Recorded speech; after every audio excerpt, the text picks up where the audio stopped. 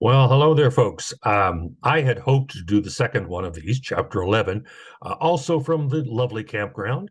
That didn't work out.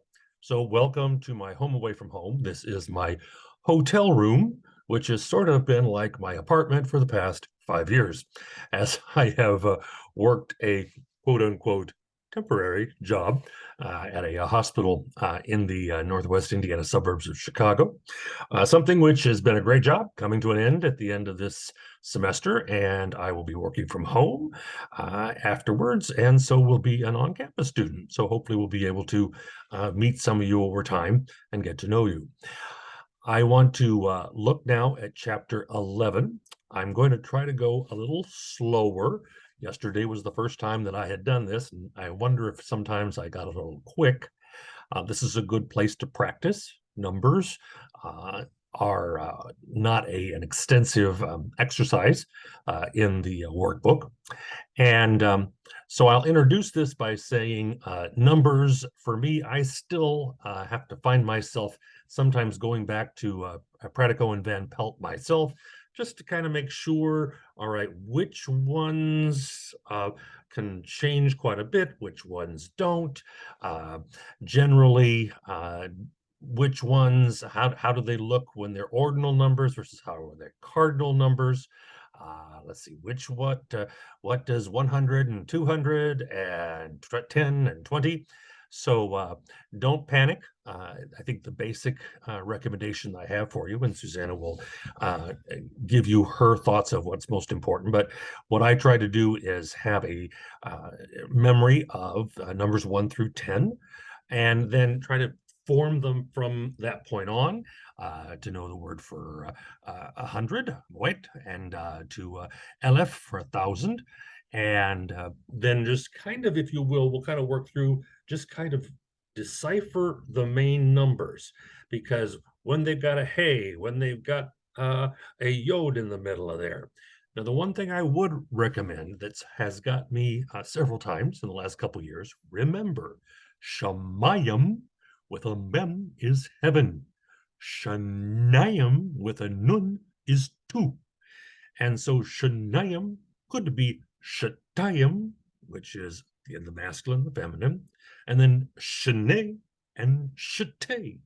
So those are four forms I would recommend that you kind of at least become somewhat acquainted with, because they can just pop up. You're like, oh, what is that? Ah, yes, Shanayim, Shatayim, Shane, Shate. How these words play out in the text, as you will see, Hebrew is not always consistent, but if you have a basic idea of the numbers, should work out well for you. So let me turn on my screen, go to share screen and find, and there we go. All right, so let's just take a look at I believe there's 10 of them, the exercises for the numbers, and just go slowly and make sure that we kind of see how things fit together. All right, this is Vaichi, and very soon you will come to understand what that "and he lived" has to do with Hebrew. You're going to become a very good friends with that vav pretty soon. But for right now, and he lived, Vaichi, who lived? Adam. So Adam lived. And there is, I'm pretty sure there should be a holum, because I believe that's shloshim u'ma'at shana. Okay. So there's our numbers. Okay.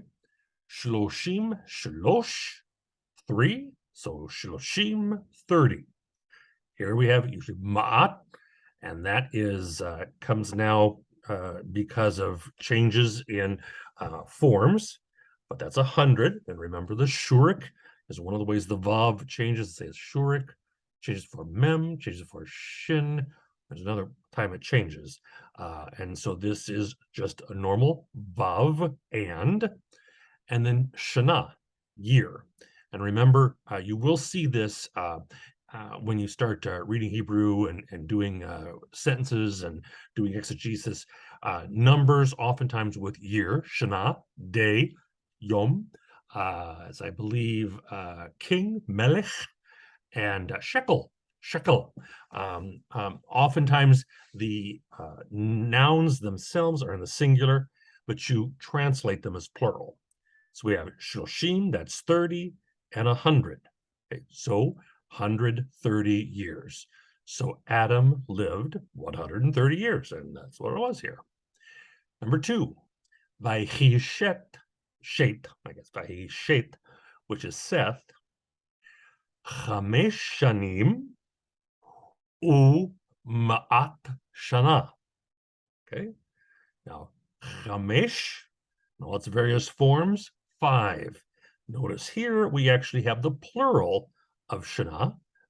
That's again, it just can't, they just go with the flow. Okay, so we have 5 years and 100 years. So 105 years. Vaichi, Enosh, okay, so Enosh lived, and Enosh lived, and Enosh lived. Tishim Shana, okay, Tisha, that's when, just learn that, it's 9. No, Tisha and Shiva are the 2 that are actually in the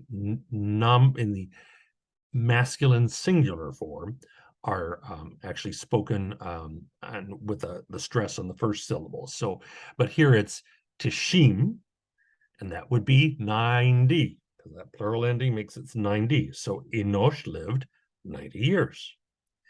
Vaihi Kenan, so Kenan, okay, Shivim Shana. Again, Shiva is 7. That's the masculine singular.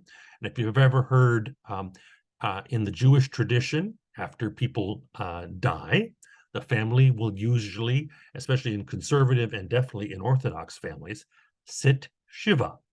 That means for 7 days, it's a 7-day of mourning. There actually is also a mourning period of Shloshim, which is 30 days. So there's a 30-day mourning period, but very common is Shiva, 7. Here's Shivim, which is 70. So, and Kenan lived 70 years. Right.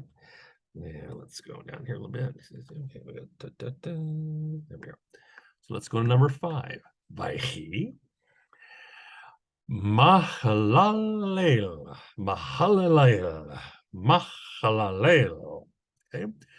Chamesh, oh, there it is again. Chamesh shanim u'shishim shana. And as you can see, it does seem to have a pattern here that when it is the single number digit, you see the shanim, and here the double number digit, you see shana. But I would not bet on that. Now, Susanna can tell you where that's a usual pattern, but again, Hebrew usually just go with the flow, okay? So Mahalalel lived 5 years, and shesh, it's shesh, it's for 6. Shishim be 60, so 65 years. Vaichi Yared, Yared. All right, now, Shtayim u'shishim shana u'ma'at shana. Okay, all right. Now there's our friend. Remember, Shnayim, Shtayim, Shnei, Shtay. So there's 2 and 6. We just look up here. Sheshim, so 62 years and 162 years. So, and Jared lived 162 years. I really do. This is how I do it. I have to kind of go number by number. And maybe one day I'll be able to read them more fluently than that. But that's generally just kind of work through and get to the number. Like, for example, here. Vaihi Mitushala. Methuselah, Mitushala. All right. So Vaichi Methuselah, Sheva, Ushmonim, Shana, Ma'at Shana. Okay. Now there's our Sheva, and that's 7. And then Shmonim, Shimon is 8. So we have 87. 187. So Methuselah lived 187 years. Okay. let's go down here. About that. Okay. Number 8, our final one, and we've got to do this one. Now, you'll notice this is different. Vayihu. Vayihu. Okay. And that is says, and they were. Vayihu is what that is. And again, you'll soon come to recognize that and appreciate that form very quickly. Vayihu kol yamei metushela tesha u'shishim. Oh no, tesha, yeah, v'shishim shana tesha me'ot shana. Okay. Now, so there were, and it is kol, even though that is a patek, I mean, a comments, excuse me, it's a comments, but that is not a usual comments. What you have is kol is not accentuated there. It's kol yame, all the days of, we saw that before in the construct. When you have an unaccented closed syllable, closed because it ends in a consonant here, the lamed, that is, remember, a kametz hatuf, okay? So that's not kal, it's kol. Kol yamei, all the days of Methuselah, were 9 and 60, so 69 years, and 900, there we see a plural form, years, so 969 years, the oldest man in the Bible. All the days of Methuselah were 969 years. Do number 9. All right, now we're going to do measurements. Vahabayat asher bana hamelech Shlomo la'Adonai shishim ama orko va'eshrim rochbo. Okay. So we go to now vahabayat. Okay, so there we have and the house. Asher, which, that means built, but as to build, which the King Solomon, the king, built la'Adonai. I'm kind of a big one on the tetragrammaton, and definitely you say Adonai. There are some, and see what Susanna says, what she wants you to do or how she feels comfortable. In sometimes people will say Yahweh, okay, which is kind of how it is pointed, but I usually will say L'Adonai, which is to the Lord, which is again, I kind of, I mean, I do that out of respect in Jewish, especially Orthodox circles, but even conservative and actually Reform, they will say Adonai. They will not say the name of the Tetragrammaton. So Adonai. So and the house that. Let's get here because you can't see my fingers here. The house that Solomon the king built to the Lord, for the Lord, to the Lord. Shishim, 6, so 60. Ama, and that's one of the vocabulary words, a cubit. Okay, so it's a cubit. Or ko. Okay, now here again is, do you see here we have, and basically anytime you see a kametz and a schwa after it, okay, and it looks like it's a closed syllable, then that's not really a kametz. That is a kametz hatuf. That is not an A-class vowel. It is a long A-class vowel. It is a short O-class valve.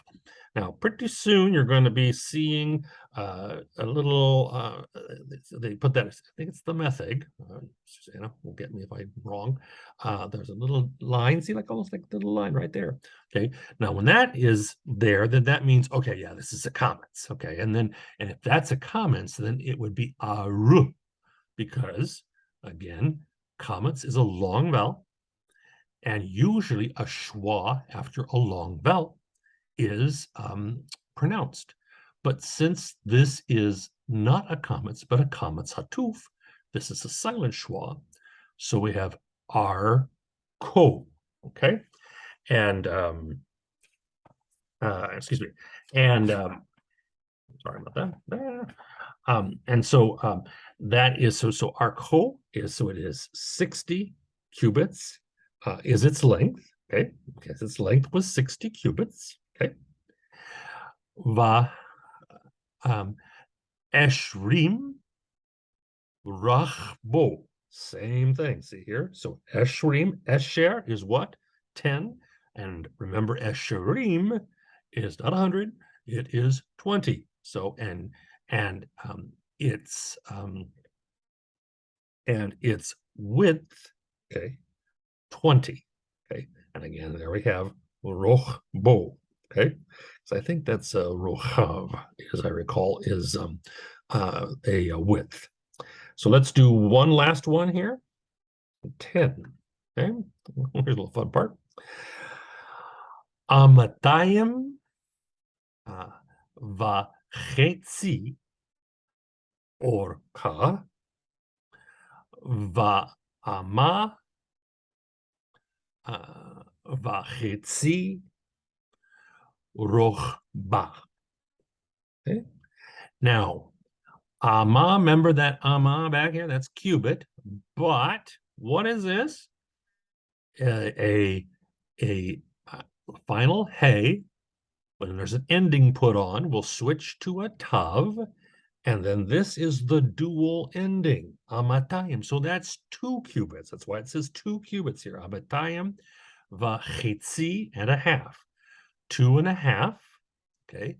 And here you'll see this is a verbless clause. So this is was orka, and this would be its length. And again, that would be the feminine form. Okay. And va'ama v'chetzi rochba. And 1.5, chetzi is a half, cubits was its width. All right, and that's just basically how I have to do it. I have to kind of go with each number, pull them together, and I'm assuming that if one day it becomes necessary to kind of know what's construct, what's absolute, which is feminine, which is singular, masculine, I'll go back to Pratico and Van Pelt. So thanks a lot. And again, I hope this was helpful. Bye.